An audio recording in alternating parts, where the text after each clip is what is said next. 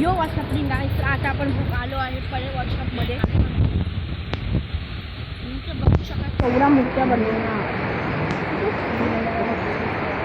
मूर्त्या बनवू शकतात. ईश्वर आर्ट्स इथे बघू शकता. मूर्त्या अजून आहेत छोट्या छोट्या. आणि इथे पण मूर्त्या ठेवल्या आहेत छोट्या छोट्या. आणि इथे बघू शकता केवढी मोठी मूर्ती बनते.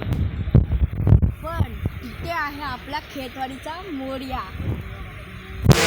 तर तिथे आहे आपला खेतवाडीचा मोरया. ते बघा तिथे. सॉरी तिथे आहे. आणि इथे बघू शकतात जेव्हा सगळे यूट्यूबवर व्हिडिओ बनवून जातात ना तो मी आहे ना.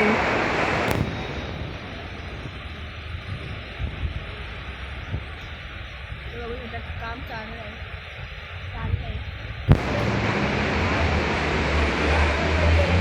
ते सिद्धेश दिगोळे सर बाहेर होते आम्हाला भेटले. पप्पा आणि मला भेटले सिद्धेश दिगोळे सर.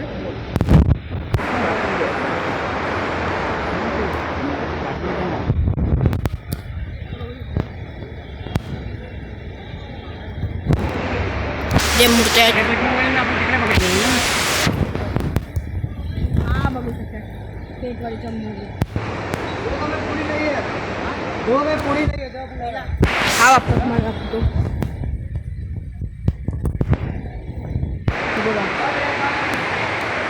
म्हणजे एकदम मोठे मूर्त्या आहेत. एकदम मोठ्या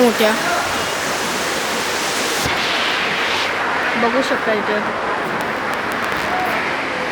तो लेकर आज आणि मस्त मूर्त्या आहे. म्हणजे आपण आलो आहे आपला खेतवाडीचा आणि आपण खेतवाडीचा मोरया बघायला. बघू शकता पाण्याला लांबून टाकतो. हो बघू शकतात आपला खेतवाडीचा मोरया.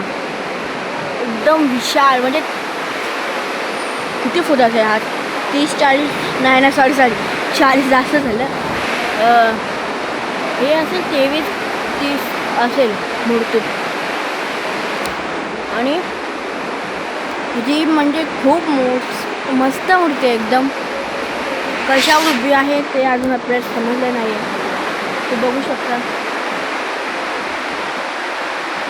श्री गणेश आर्ट्स मधल्या मूर्त्या त्या. आणि एकदम भारी अशी खेतवाडीची मूर्ती आहे बघा. तिकडचा खेतवाडीचा मोरया इथे आणि त्या पाठीकडे हा कोणता आहे अजून आपल्या माव नाही माहिती पडत आहे. नंतर आतमध्ये जाऊन दाखवतो अजून मूर्ती आहे. काही ट्रॉलिंग ते बघा गेले सिद्धेश दिगोळे सर. हे बघा ते बघा जात आहेत. ते बघा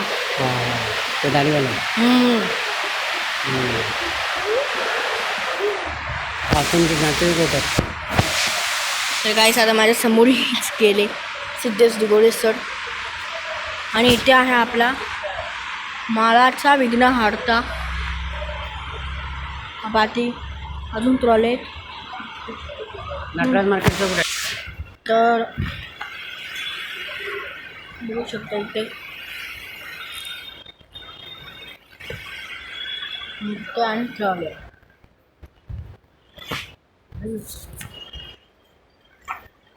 इथे आलो आहे आता आपण.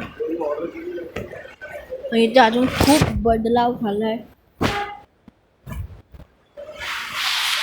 खूप म्हणजे खूप बदलाव झाला आहे.